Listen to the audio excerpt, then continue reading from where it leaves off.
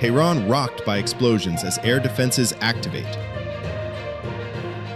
Trump orders U.S. military to sink Iranian mine-laying vessels in the Strait of Hormuz. Trump announces Israel and Lebanon extend ceasefire by 3 more weeks.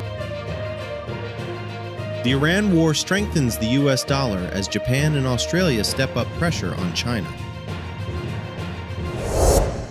While Washington and Tehran remain under a ceasefire arrangement, events in the Iranian capital on the night of April 23rd suggested the crisis is far from over.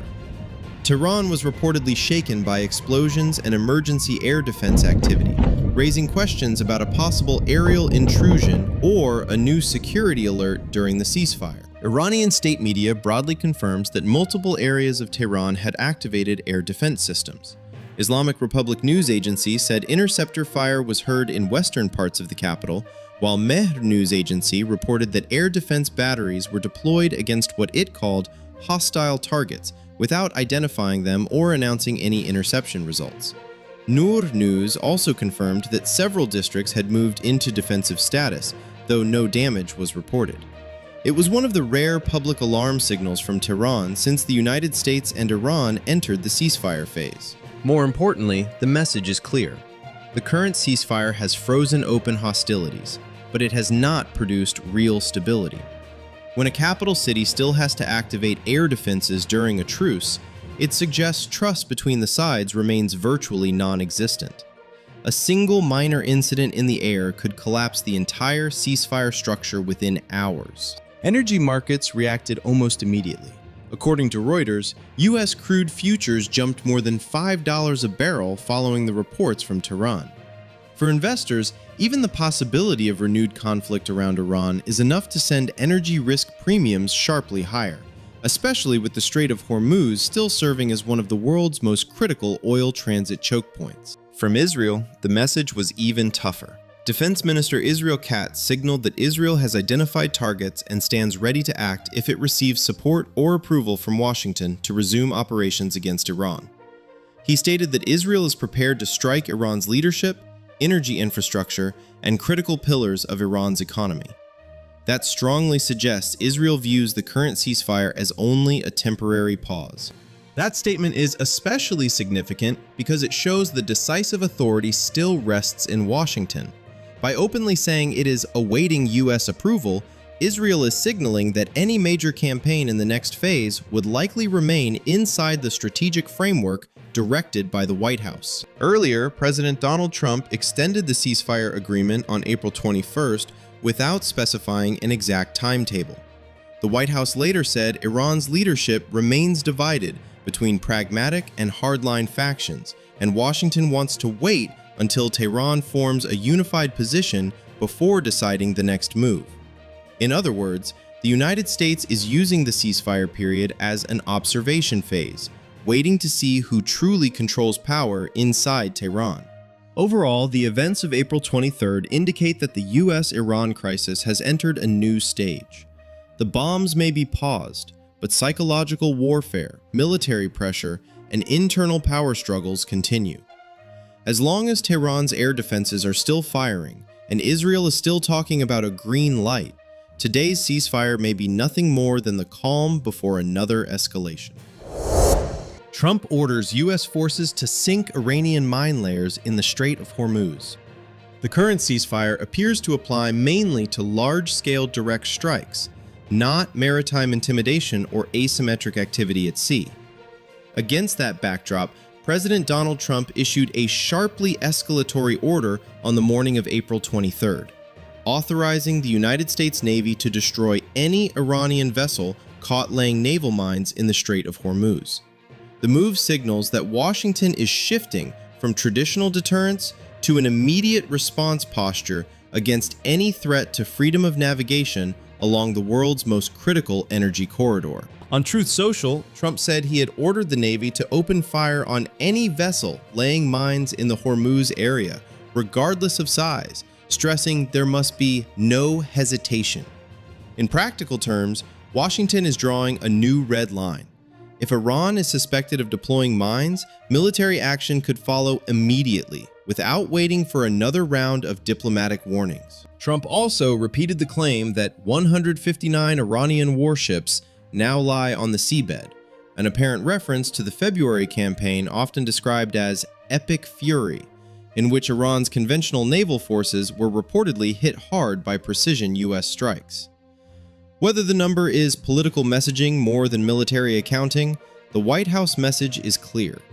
Tehran no longer has the ability to wage a symmetrical naval confrontation. If it wants leverage, it must rely on asymmetric tactics such as fast boats, merchant ship seizures, or naval mines.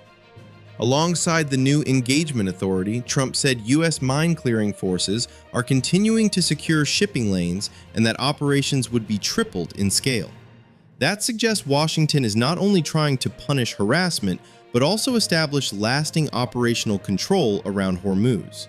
In other words, the strait is being turned into a zone of continuous military surveillance. Tehran responded almost immediately.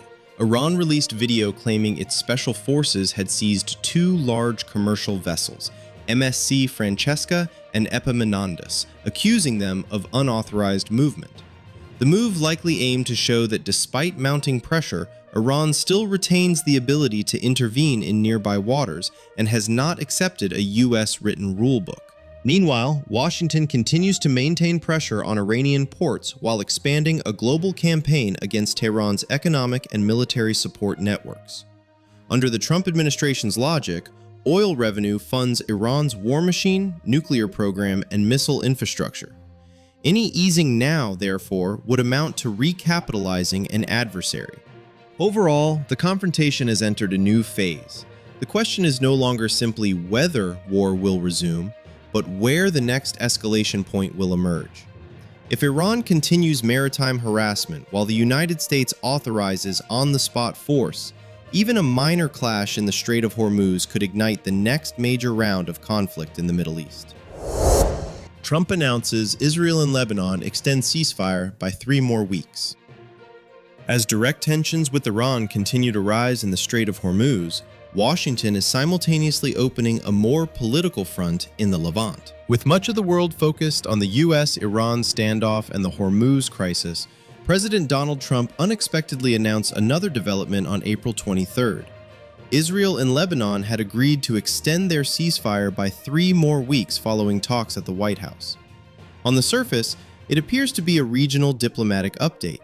More importantly, it suggests Washington is trying to reshape the entire Middle East front, containing Iran directly while also loosening Tehran's network of influence around Israel. The Oval Office meeting reportedly included Vice President J.D. Vance, Secretary of State Marco Rubio, and U.S. ambassadors to Israel and Lebanon.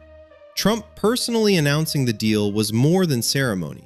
It reflects how the White House wants the Israel-Lebanon file folded into the president's broader foreign policy strategy, where he positions himself as mediator, pressure point, and architect of a new order. In practical terms, 3 more weeks is not peace. It is a strategic pause. And that time creates 3 major advantages for Washington. Isolating Hezbollah from Lebanon. Trump emphasized that the United States would work with Lebanon to help the country confront Hezbollah. That is highly significant. For years, Hezbollah benefited from blurring the line between its private armed force and the Lebanese state itself. By publicly separating Lebanon from Hezbollah, Washington is trying to establish a new framework. Beirut can be a partner, while Hezbollah becomes the target. If successful, that would be a deeper political blow than a military one. It would recast Hezbollah from a so-called resistance force into a burden preventing Lebanon's economic recovery and sovereign control. Relieving pressure on Israel. Israel is currently balancing multiple fronts at once: Iran, Gaza Strip, Syria, and Lebanon. Extending the ceasefire with Lebanon allows Tel Aviv to free military resources and focus more heavily on the Iran file, which Washington appears to view as the central priority. That helps explain Trump's remark that resolving this front, alongside what the United States is doing with Iran, would be very good. It was not an offhand comment. It was a strategic signal that multiple regional files are now being tied to the broader Iran chessboard, testing whether Beirut can be pulled away from Tehran. Lebanon has long served as one of Iran's key zones of influence through Hezbollah. If Washington can move the Lebanese government closer to a U.S. Arab-Western alignment, Tehran would lose one of its most effective deterrent tools against Israel. That means the 3-week extension is also a 3-week test. How far is Beirut willing to go in restraining Hezbollah? Secretary Rubio said both Israel and Lebanon are victims of Hezbollah. That framing is especially important. It places Israel and Lebanon on the same side of the security equation, with Hezbollah on the other. In diplomacy, language often moves before policy does. If the international community accepts that narrative, future pressure measures against Hezbollah, from financial sanctions to limited military operations, become easier to justify. But the deal remains fragile. Hezbollah is not an actor that can be disarmed through political statements alone. The group maintains deep military, social, and logistical networks across Lebanon.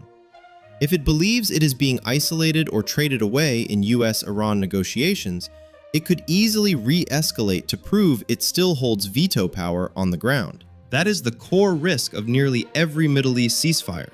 The paperwork sits in capitals, but the real decision-making power often sits at the border. Washington's two-layer strategy. More broadly, Trump's move suggests the United States is operating a two-track model: negotiation and ceasefires with governments willing to cooperate, pressure and isolation against Iran-backed proxy forces. The end goal is not simply to prevent a wider war, but to reorder the balance of power between Israel, Iran, and Tehran's regional proxies. From Tehran to Beirut, from HORMUZ to Jerusalem, Washington no longer appears to be treating each crisis separately. It is folding them into one larger campaign, shrinking Iran's regional influence through both diplomacy and military deterrence. 3 more weeks, therefore, is more than extra time. It is a test of whether the Middle East is moving toward a new order or merely pausing before the next round of conflict. The Iran war strengthens the US dollar as Japan and Australia increase pressure on China. The war with Iran is producing a geopolitical consequence that has received far less attention than the missiles and battlefield strikes. It may significantly slow China's long-term effort to challenge the dominance of the US dollar. While the world focuses on airstrikes, blockades, and the Strait of Hormuz, another conflict is unfolding beneath the surface: a struggle over global monetary power. The Gulf crisis is forcing governments and international financial institutions to recalculate. When oil supply is threatened, energy prices surge, and military risk spreads, markets stop experimenting with new financial orders. Instead, they return to the traditional safe haven: dollar liquidity, dollar-denominated assets, and the US-led financial system. That creates a clear disadvantage for Beijing. For years, China has pursued a strategy of internationalizing the renminbi through the Belt and Road Initiative, expanding RMB-based trade settlement, and building parallel payment systems to reduce dependence on the West. The long-term objective has been to gradually weaken the dominant role of the US dollar in global trade and reserve holdings. But the most critical battleground has always been energy. To challenge the dollar at scale, China must gain ground in the oil market, an arena that has operated for decades under the petrodollar model, where oil is largely priced in US dollars, while Washington provides security guarantees to many major Middle Eastern producers. That is why Beijing has promoted the so-called petro-yuan, oil transactions settled in renminbi.